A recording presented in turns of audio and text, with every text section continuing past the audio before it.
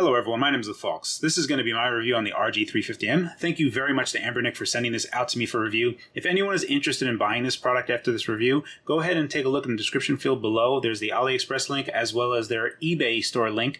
Whichever one you prefer to buy on, by all means go ahead and get on that. Now let's go ahead and talk about the review. Now the RG350M has been out for a bit, as well as the RG350. So the RG350 I had purchased in November of 2019. I had actually made mention of this device way back when. I meant to do a review, but work got extremely busy and then COVID happened. So I've never really had an opportunity to review it. And here we are taking a look at the luxury model of the 350. And the 350M really takes it to 11. Now, let's go ahead and talk about some of the big things. Now, the aluminum alloy shell, there's a CNC process. They kind of just do this in one bullet point. That is actually a huge undertaking to make a quality CNC milled case. It's not inexpensive to do. So the fact that they have the ability to do this and do such a good job cannot be understated. The other bit here, we do have the Anbernic JZ4770 SoC. That is a MIPS-based SoC, so we are going to be running OpenDNS as our OS. It is a 3.5-inch 640 by 480 full view IPS screen, fit perfectly super tempered glass. What that means to you is that there is tempered glass that is adhesed to the LCD itself, so it's a one glass solution. Basically, they sandwich the glass and the LCD together. And what you can see right here, if we take a look, you can see that there's a gap on the 350. On the 350M, that is mated together, and it looks really nice. There is one little flaw on my particular unit, and we'll go over that when I power it on. I took a look on the internet and took a look and see if anyone else had the problem. It's a stuck pixel. No one else is really exhibiting a stuck pixel, but in my review unit it's there, so I do have to mention it. It does seem to be few and far between though. Now, it does support Type-C charging. If we take a look on the other side, you can see that they mentioned two different USB-C ports. This one is specifically just for charging, and then this one you can do as a network connection to your computer. Now, I don't really see much use for that on the stock firmware. I see that more use on the custom firmware, the Rogue custom firmware. I'm not going to be touching base on that in this particular review. We'll touch base on that on a later video. It's just something that I wanted to mention. Then we have the very nice sounding stereo speakers as well as a 3.5mm audio jack. There's a 2500 milliamp hour battery. They say 6 hours of battery life. I got more like 5 hours and 20 minutes. I feel more comfortable saying it's 5 hours battery life. And then there are two micro SD slots, which is really awesome to see. It's very Pandora-like to have two removable storage. So let's go ahead and open this up. Now, I have used this device for about a week, so this is kind of like just making pretend I'm doing an unboxing here. But this is how it came to me. So just kind of show it. It's in this little sleeve as well as this foam protector that's over it. And then we're going to take, oh my goodness. And like, it really cannot be understated how gorgeous this case is and how well it came together. Everything is really super nice on here. Look at the speaker grill. And we have our main micro SD slot. This one holds the operating system, and then right here we have the micro SD card that is for ROMs. The particular size SD card that they provide is 32 gigabytes. We can take a look at that real quick. If I don't smash my camera in, go ahead and put that back in. Now what's nice about this is that it is formatted as FAT32, so just being able to easily put it into a Windows system and then copy ROMs over to it is sensationally easy, as well as having the ability to just run 32 gigs worth of ROMs that they've already included on here. The buttons are so nice. Everything about this device is very refined. So let's go over this real quick. So this is going to be your main charging port. This USB-C is what you'll be connecting. Now again, this is the type of port that you'll be connecting here and then going to the Rogue custom firmware, because the Rogue custom firmware actually makes far greater utility out of this connection with regard to updating apps and other stuff. Here is the HDMI port. Now it is worth noting that I do have a mini HDMI and I'm going to be plugging this into my computer. So I'll be doing a direct capture of the HDMI. This HDMI wasn't working initially on RG350, and that was something that they later ported in. Now all 350Ms will work, so I did nothing on this. Out of the box, this HDMI port works. I will show you a capture of that working. However, I have to be honest, I don't really see the appeal to this HDMI out. That's just my opinion. I don't really get the point of using this as a controller to a TV where you're still using this as a controller. If there was like a Bluetooth connection or some other means of connecting other controllers, or I don't know. Even wired controllers, I don't really. This is a very personal type of machine, and being able to have multiplayer on it or having a bigger screen, I don't really get the appeal. But I've seen that other people were passionate and interested in it, so it's there if you care about it. For me, it's not a big highlight, but I will show it working. The other thing that's worth pointing out here is these low-profile switch-like analog sticks. Now, this is actually pretty critical, and something that I don't know if a lot of people can kind of conceptualize and how big of an improvement that is. So with the original one, you can see how far these analog sticks stick out. Now, the problem with these ones is that they will catch in your pocket when you're putting it in your pocket, whereas these low-profile ones don't really. It just kind of slides in your pocket, especially... And I've noticed that some people actually complained about the weight from the metal casing itself. The metal actually helps it slip into the pocket a lot easier, the heft of it. So overall, the weight, the ergonomics, everything about it is just really... You can almost feel like everything has been really thought of. I mean, like even including the screws. We have Torx screw bits in here. They're not even Phillips head. The fact that they're using a different security bit, these are what security bits are, right? So not everyone has a Torx bit. And it just feels... It feels like a bigger company is making this. And it's, I'm really just glad to see that Anbernic is just continually stepping up their game. Now, it should be noticed that, the RG350M, their original machine that started this whole thing with the 4760 was their RG. Now, it was rebranded a lot, and a lot of people have known it from a different name, but it was actually the base machine of it was the RG, and this is the RG350, and the RG is kind of always the staple, the thing, the base of the system is always going to stay there. But yeah, it's just really impressive how far they've come in just a few short years. Everything about this machine is just really well done. I do have one word that I do like that I will say on the D-pad, and we'll kind of touch base on that as well. Let's go ahead and power it up. The nice thing about OpenDingX is that the boot time is sensationally fast. Just if my camera can just catch this. So now I don't know. There is a stuck pixel that I have right up here. Let me see if I can get to it again. It's hard to see, but it's right there. There is one stuck pixel that I have. But if you take a look, I don't really have any backlight bleed. I don't have any backlight bleed to really speak of. And then you can just see how the glass is mated.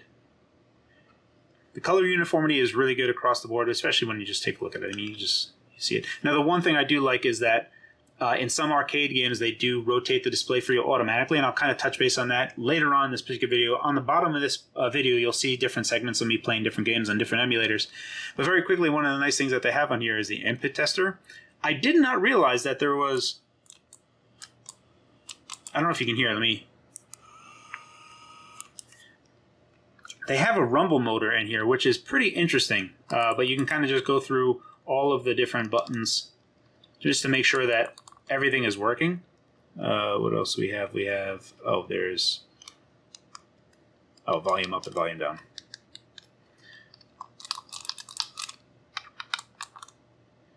So you can quickly test and make sure that everything is working. The other thing that I didn't test in here, you can kind of see the analog stick.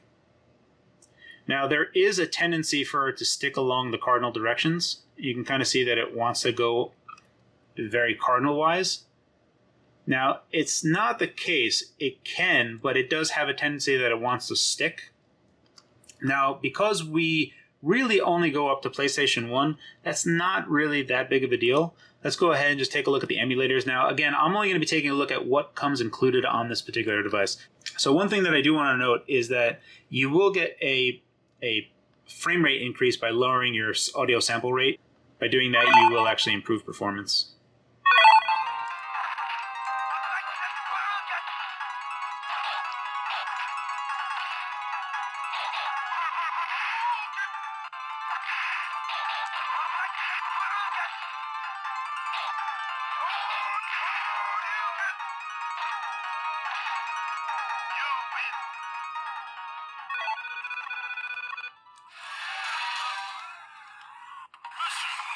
It becomes a little bit clearer over here. It's not super distracting, but these are one of the reasons that I'm showing this off is just so that you're aware of it.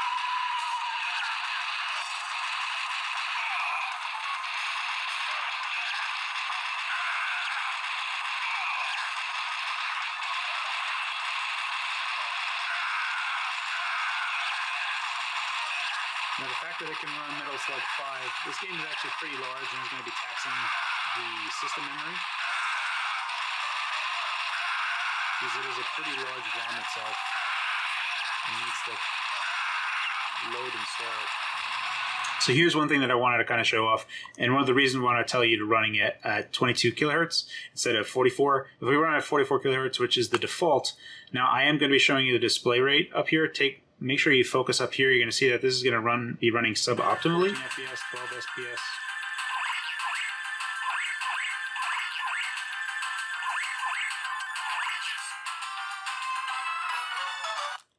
Okay, but now if we go ahead and we go to 22 kilohertz and load it up.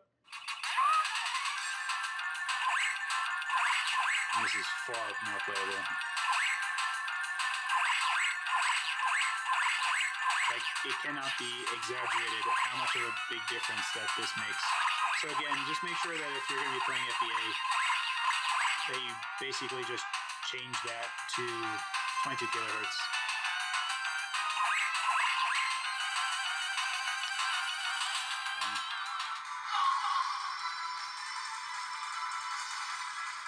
I will have to look at the screen to actually play though.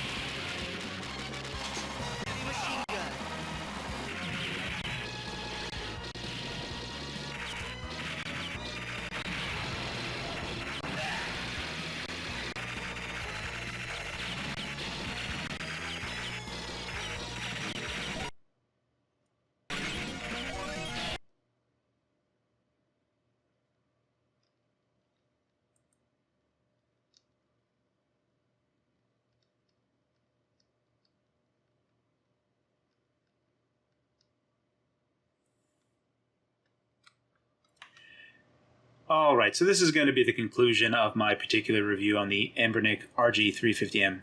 Now, yes, while this is expensive, this really is the luxury device on the JZ4770 MIPS-based retro handhelds. There is some silver lining with regard to the JZ4770 or MIPS-based processors in general.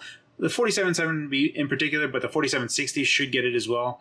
There is a person in the scene that is working to bring upstream the kernel for OpenDingX on this particular chipset, which should bring about a lot of benefits. It's not going to fix. There still needs to be development work to kind of homogenize a lot of the UX problems that aren't here. For instance, like when you go into PlayStation, the PlayStation emulator, you're going to press the power button to bring up the menu, whereas everything else is kind of select and start. Some of them you have to hold select, sometimes you have to press start. It's kind of all over the place, and yes, there is a bit of a learning curve. Also, one thing to point out, my D-pad, initially the left-hand side, if I just barely touched it, like just grazed it, it wouldn't actually register, and the right-hand side was much better. But after a week worth of use, actually like a few days, the D-pad actually became super solid. So the D-pad, as far as traditional D-pads go, they really did a good job. And initially I was kind of like wondering how it could be and why no one was complaining about it on the internet, and no review kind of mentioned it. But yeah, my initial D-pad, the whole left-hand side, this whole portion wasn't very well calibrated, and I have not opened up my device, but actually after use it seemingly settled, and it was very apparent in the menu system. Like I could just, if you would hear it depress, but so you would hear that membrane bottom out, but it wouldn't actually trigger anything. But after a few days of use, it actually has become a lot better. This, There's very little to find fault with this device, insofar as one of the problems that I have with the display, and you can't even see it, like I'm going to have to like, this is kind of like nitpicking territory. So not really even something that I really want to mention, but if you take a look, I have to bring it so close. You can see it right there. Right there. It's a stuck pixel. And it's kind of hard to show up on camera. And it blends in so well while I'm going through stuff, but every now and again it does kind of stick out like a sore thumb, and I kind of want to rub away at it, so I'll get my t-shirt and I'll kind of just clean it, and I'll scratch my fingernail against it, and nothing has gotten that away. That's the only downside that I can say, but again, looking online, I really haven't seen many people complain about stuck pixels, so I feel like this is just the luck of the draw. Having said that, it's not really bothersome, and you can see like it's really hard to detect, and it only comes up in contrasty areas. So not really a big thing to write home about. It's just something that I should mention. But again, stuck pixels are kind of one of those gamble things that, you know, sometimes it's going to happen. I don't think that a lot of people are going to experience that with this, especially by just looking for RG350M and stuck pixel. Barely anyone has complained about that. So, yeah, I mean, really the only thing that I could say is, yeah, it's expensive, but it is super, super nice, and more of a promise of what's to come from Anbernic in the future. It is super exciting to see the quality that these guys are outputting. Largely, I really like this device, but there are still a few things missing for me, namely Wi-Fi support, and I would actually prefer to be RetroArch, and I know that, you know, there are some people that just would prefer OpenDingX, however you pronounce it. So I know that that can be a subjective response. In my particular feeling, just like the HDMI is subjective, in my particular feeling, this UI, it works. It's straightforward, but it lacks some quality of life features that I've grown accustomed to. However, the absolute quality of this device cannot be understated. Anywho, that is my review of the Anbernic RG350M. As always, guys, thank you for your time, and thanks for watching.